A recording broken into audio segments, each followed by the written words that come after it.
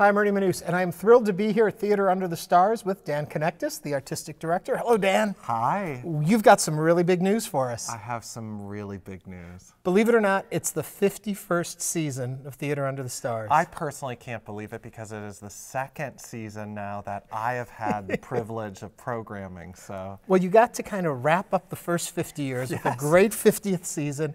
And now it's kind of a rebirth as the 51st year, as you are now looking to the future. We're looking to the future and how to move Theater Under the Stars into the future, along with the rest of the arts in the greater world. We're trying to move ahead, so it's been very exciting trying to think of what our audience feedback has been, but also keeping in mind of national, international trends as well. So. Well, we've gotten everyone, we've carved out some time from you. Yes. And before we go any further, you're going to announce the whole season, and then we'll talk about the different shows. Yeah. But how are you going to open the new season in September? Well, as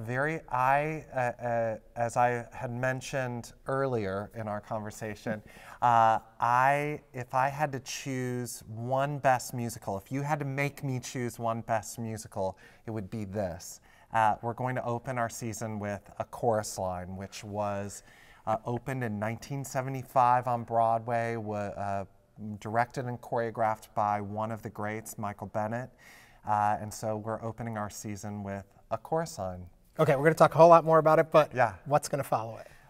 Then in a totally different venue or avenue, we're going to move on to Spring Awakening, which was a Tony Award winner and a modern classic. It's going to be challenging for a lot of reasons, but I can't wait because the music and the story are so incredible.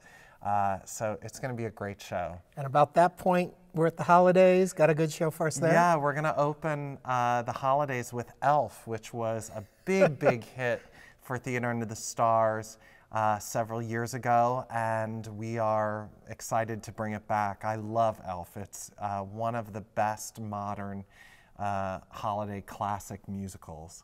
And then we're kind of in the dog days of winter. What are you going to do to liven up the grave? The dog days of winter, this year, as you know, we self-produced all 6 shows, and this year we have the privilege, direct from Broadway, we're going to be bringing the Once on This Island tour, which won Best Broadway Musical Revival this past year, and we're very excited to be able to bring that to our audience. So you don't need to go on a cruise. You're going to bring the islands to us. It needs to come here, and it'll heat up our audience, and it's a very emotional show. So okay, and something very Texas follows that. Well, talk about going into the future.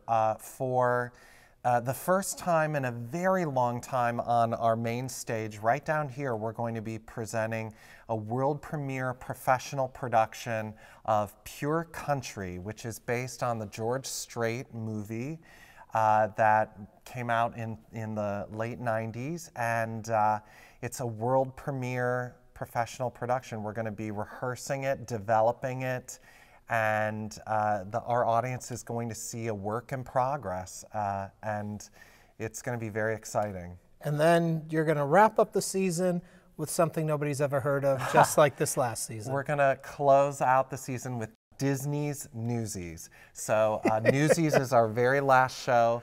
It's so exciting.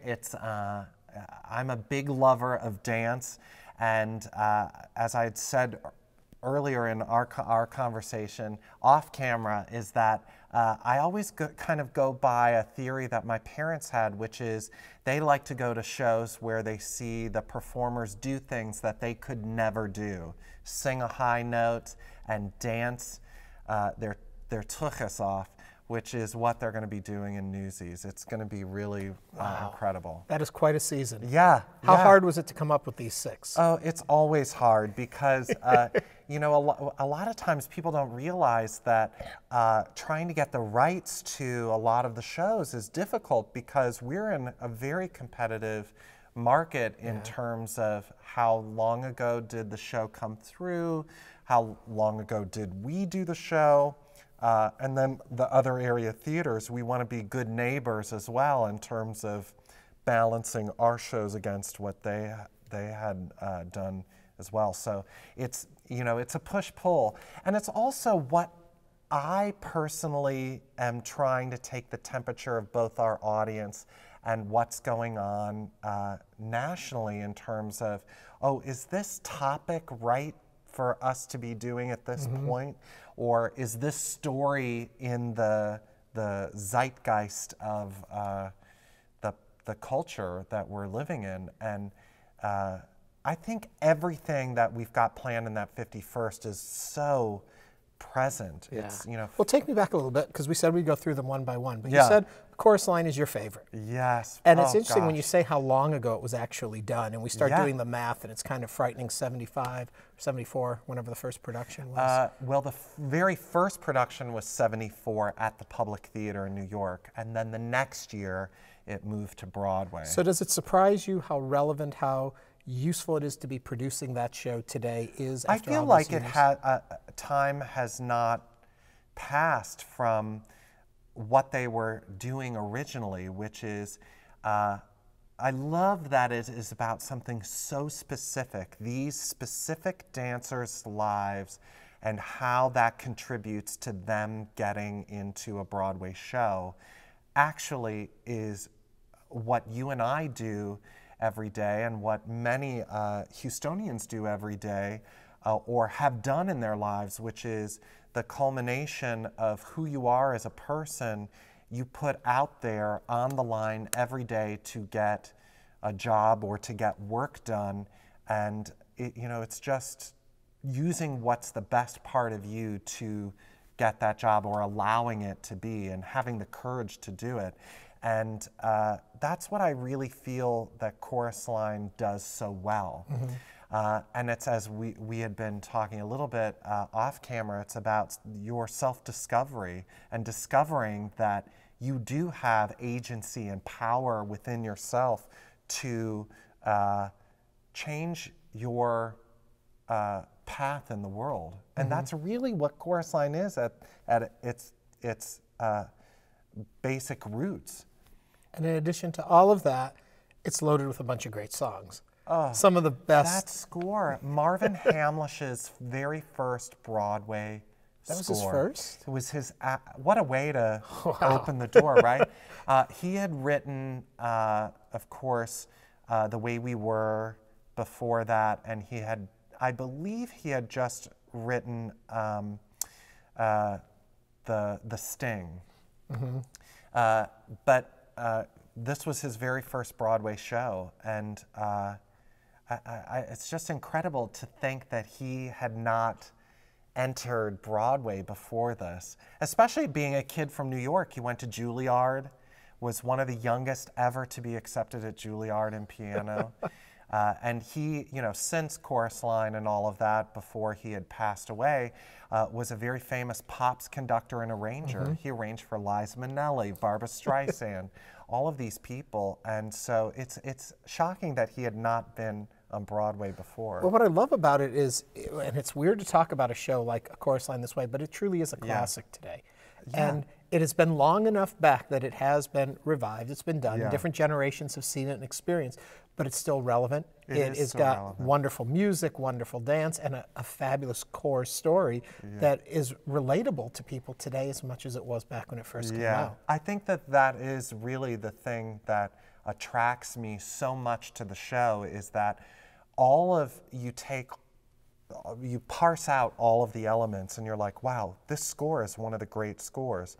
These stories, this book is one of the greatest scripts for a musical. And then we haven't really talked about the other, what I call the visual text of the play, which is the original choreography by Michael Bennett and Bob Avion. And that is also some of the greatest choreography ever created on a Broadway stage.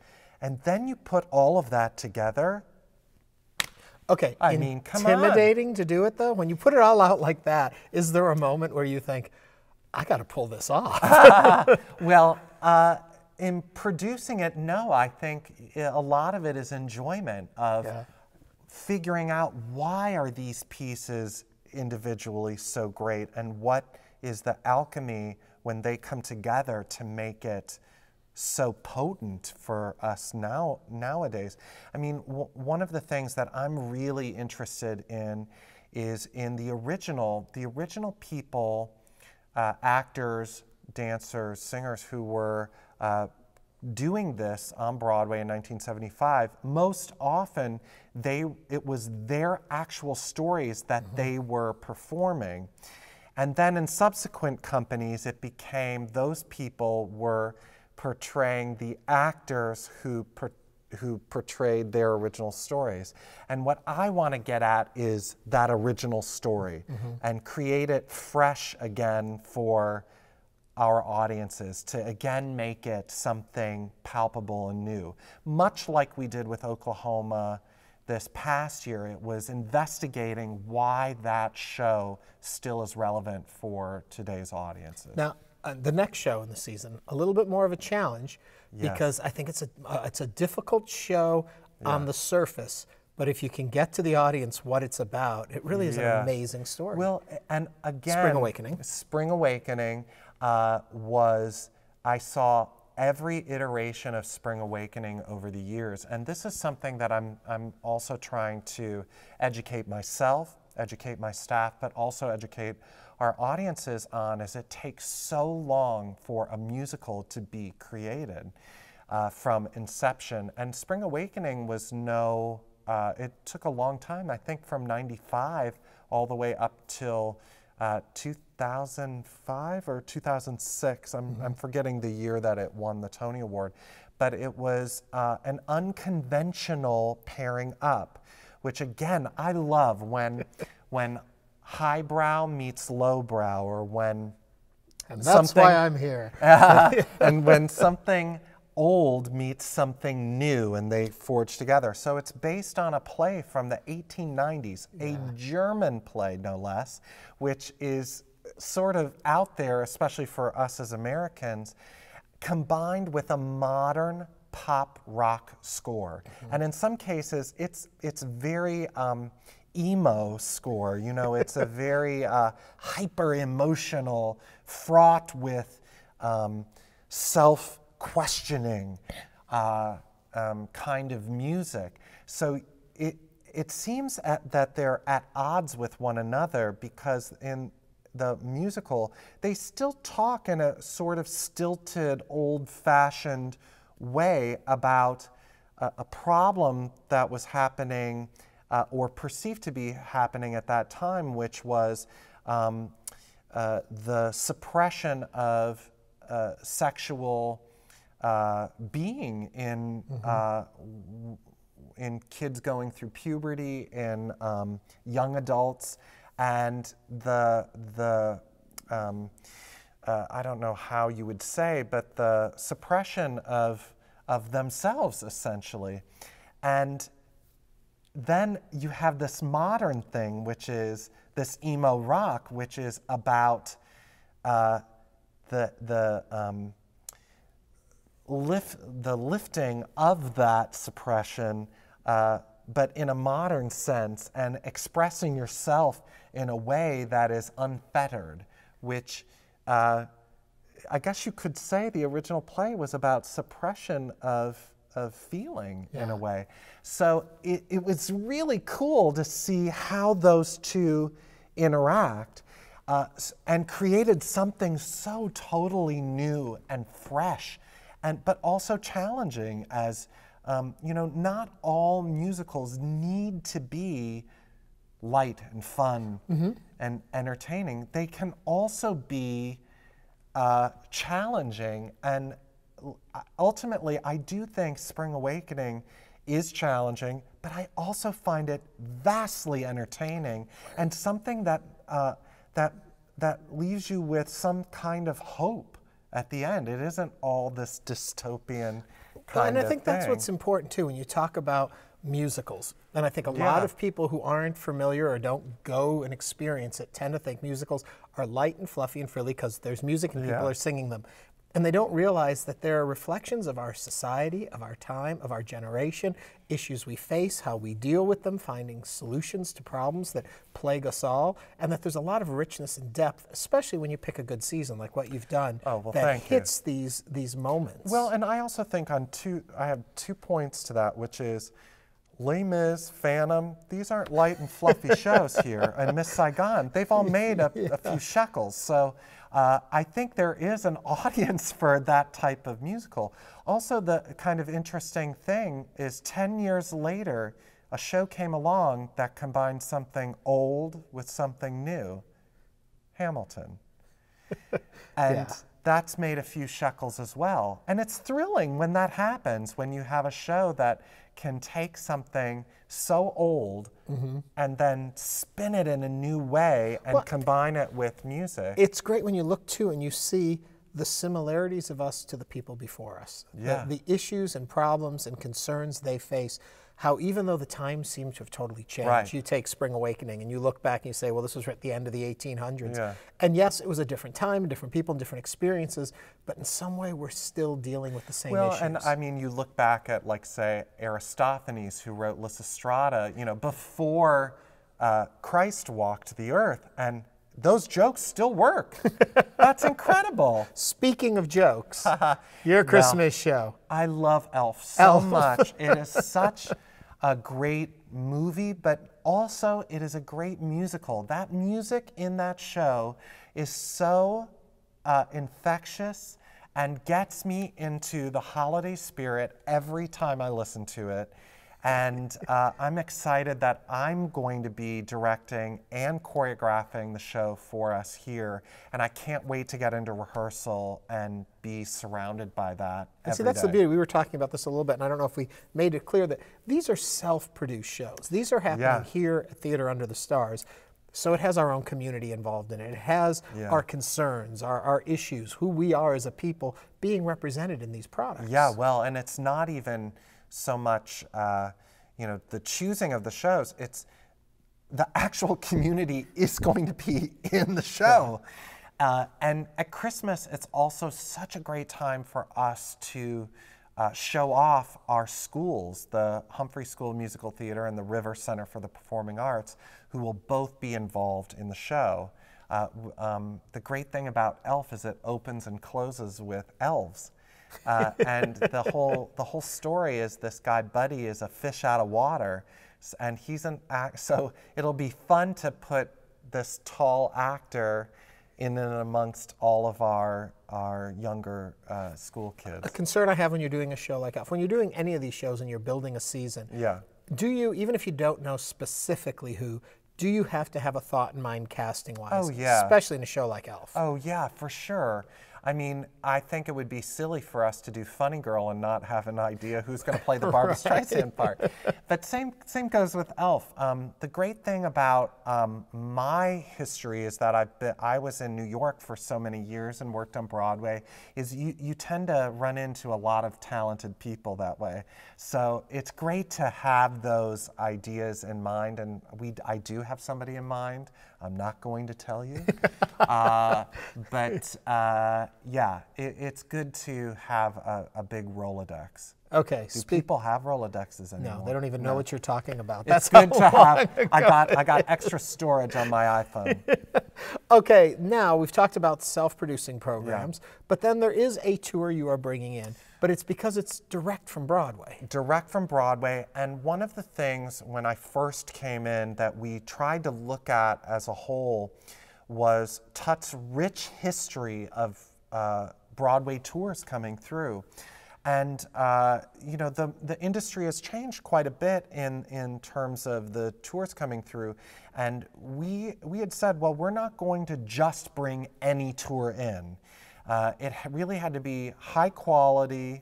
It had to be something that was very on brand, shall we say, for Theater Under the Stars, which is generally emotional. It's generally has a very broad message and certainly high quality.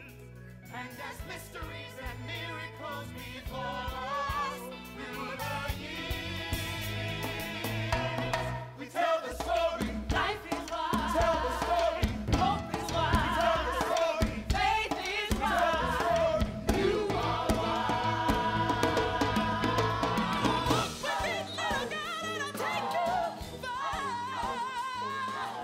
folks who aren't familiar with the story of Once on This Island, because a lot of people, these other ones we've talked about, a lot of people know them. Once on This Island, just a really brief.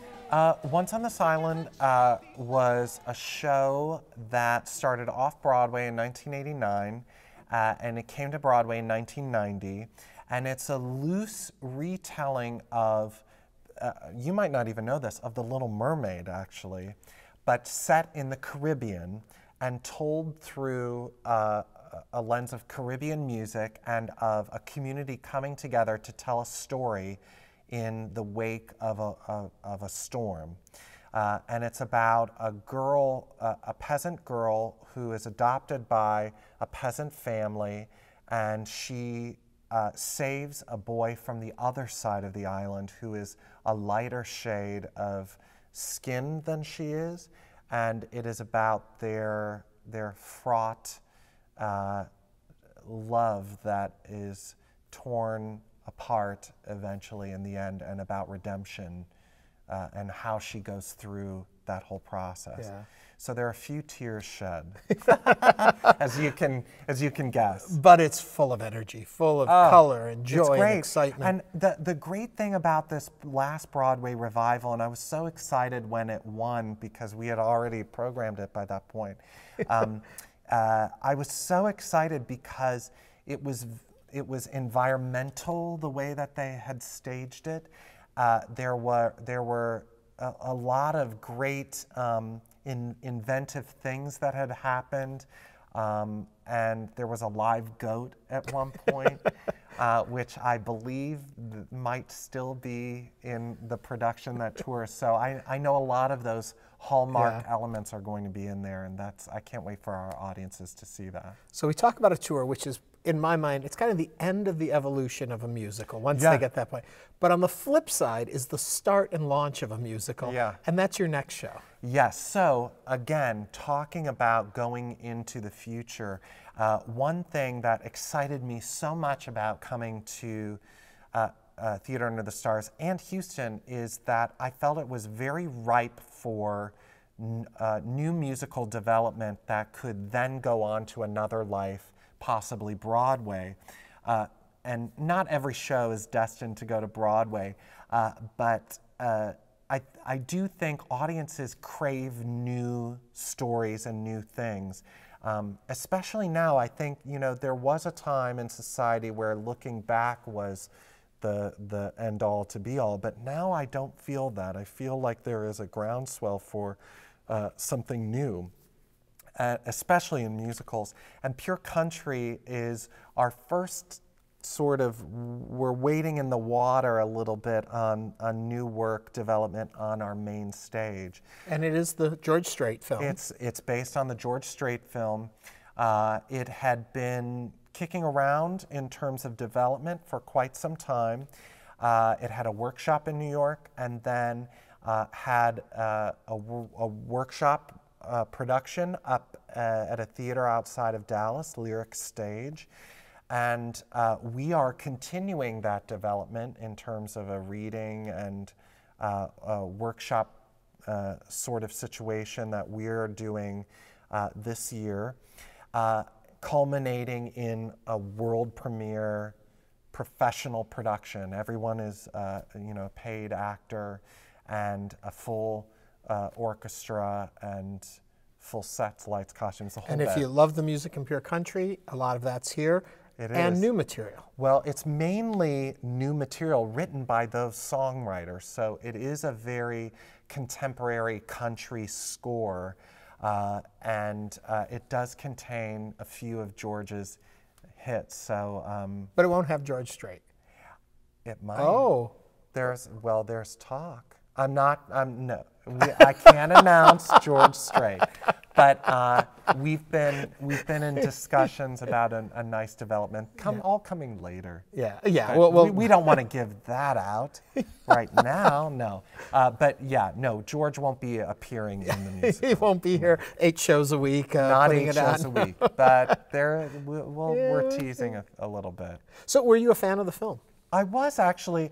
I caught it on CMT, which it plays almost every week on country music television, and is such a beloved movie amongst my country music friends, because I grew up in sort of that country music world in very rural Ohio. It was, it spoke to them somehow. And so even though I've lived in New York longer than I lived anywhere, but in Ohio, especially in the rural parts, it was, that lifestyle is something that's very embedded in their culture. Yeah. So I grew up with a lot of the people that, especially, the people before George, they would listen to a lot. And then when that came on and I would go home all the time, they would be like, oh, we're going to go watch CMT. And so you sit down and Pure Country is on all the time. And it's such a beloved. It aired every day for a while. I'm sure. They actually had it scheduled once a day. I'm sure. And George is a hometown boy, as everyone knows, in Houston, and is opening the rodeo this year. Yeah. And we're, Pure Country is right after the rodeo next year. So we're excited to capture all of that groundswell from the rodeo in our production. It's going to be a big concert on stage. And then you wrap up the season with one that so many people are excited about, Newsies. Yeah. And people may be familiar with it from the film. People may be familiar with it from the Broadway show. People may now be familiar with it with your guys' production, because it's going to be your production. It's fully our production. Chris Bailey, who directed and choreographed Beauty and the Beast, is going to be directing and choreographing Newsies. And I'm just so excited. We had been talking earlier that I had seen it in the movie theater when it first happened, I believe in 91, maybe 92. And countless others have encountered it over VHS and DVD. And that, I know, VHS. And now the Broadway show. And I've been hearing stories, especially from Disney, who have told me that there is a group of people that travel all over the world seeing various productions of Newsies. So I'm sure we're going to get a bunch of them coming here for it as well. What is it about the show that you think speaks to this feverish love of it? What is it about it? I think it's young people fighting against the machine and, fighting against the world that's coming for them. And, I'm making light of that, but I do think it is that overcoming an obstacle, especially by, a youth that is, quote unquote, disenfranchised or not looked at as that they're really contributing to society. But I also think the real main thing is when you get a bunch of young men dancing like that. It's so athletic, and singing and dancing. It's like that is, that's like drugs to a musical theater addict. I mean, it's like that is like, give me. And again, like I said, my parents always said it's so thrilling to go to a theater and see people do things you can't do. And Newsies is chock full of dance numbers and songs of things that nobody can do. Well, it's kind of fun because when you look back at last season even, you opened with Oklahoma and set up this expectation that TUTS is giving you true musical theater now. It's song, it's dance, it's acting, it's sets, it's production value. It feels like, but now you got to deliver every single show now. You've set yourself up for it. And Newsies sounds like it fits perfectly in all this. Yes, Newsies fits perfect. We can deliver. You can deliver, you got it. We've got more in store. We will deliver on all of those. But I'm very, very excited about Newsies. It's such a great show. And like we said before, it's, I think, a classic now. It's shocking that how the dial has moved us more into the modern world in terms of those classics. Well, it's the nice thing I like about the season is the fact that if you're a longtime TUTS supporter, it has the same elements there, just maybe hung on newer, fresher shows. But there's also the respect and honor of the classics. You're opening with a chorus line. How much more classic theater could you get? And we're never going to not do those classics. That's part of our DNA. It's also everything I love about musicals. I love Oklahoma as passionately as I love Hamilton. Yeah. So Theater Under the Stars will never give up those classics. So when you're putting together a season, does it start with a big dream board of 50, 60 It does. shows, and then you start? It does. I put them all on white cards, Uh-huh. and then you know, we put them all up, and oftentimes the whole thing changes, and then a new show will come up, or something will come into our laps of, oh, well, there's this tour, and you know, part of it too is about, you know, us being responsible financially to our bottom line, which it's very difficult in the 50th season, although we're doing it, is doing these huge shows which require enormous forces. You know, I wish we could do the Fantastics, but it's going to be very hard on this stage to do something that intimate. Another of your favorite shows. Yes, it is, yes. Okay, so then let me ask you this. When you put it all together and you finally whittle it down to the 6 shows we're going to see in the 51st season, what does it say? Is there a message that runs through them? Is there a theme? Is there an experience that we get from going from show 1 to show 6 and seeing them all that you're trying to create? Well, I don't really start out with a theme so much as I am trying to keep my hand on and my eye on what's going on in the world, which there's a lot going on in the world right now. And the shows kind of pick themselves then in a way.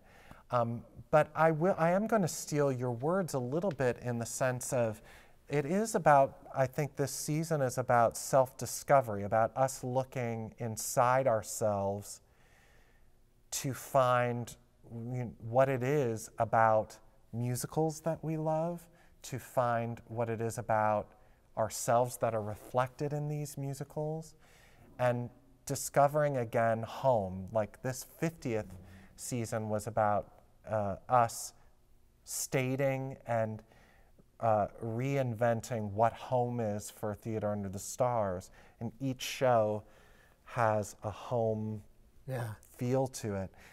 And again, I think this season, the 51st, again also reflects that home of these people looking inside themselves to find that home. Yeah, it kind of reminds me too when you think about our community and after everything we've gone through with Harvey and the recovery and the strength we found within, that this season kind of represents others have done that too and how they grow from it and how we as a community come together around that. I think it's an exciting season. Thank you. I'm very thrilled. Really, I'm so excited to not only see these shows, but to produce them and work on them. It's just going to be a dream. I'm just so excited we can finally talk about them now. I know. Now they're out there and people know. Dan, congratulations. It looks like a great season. Ernie. Congratulations on the 50th, and Thank the 51st is right around the corner. You got to start this all over again. I know. Yeah, I and start know. planning 52 now. We've too. already started. Oh, have you? Oh, yes. Dan Connectus, Artistic Director at Theater Under the Stars. Thanks for watching. Thanks. Bye-bye.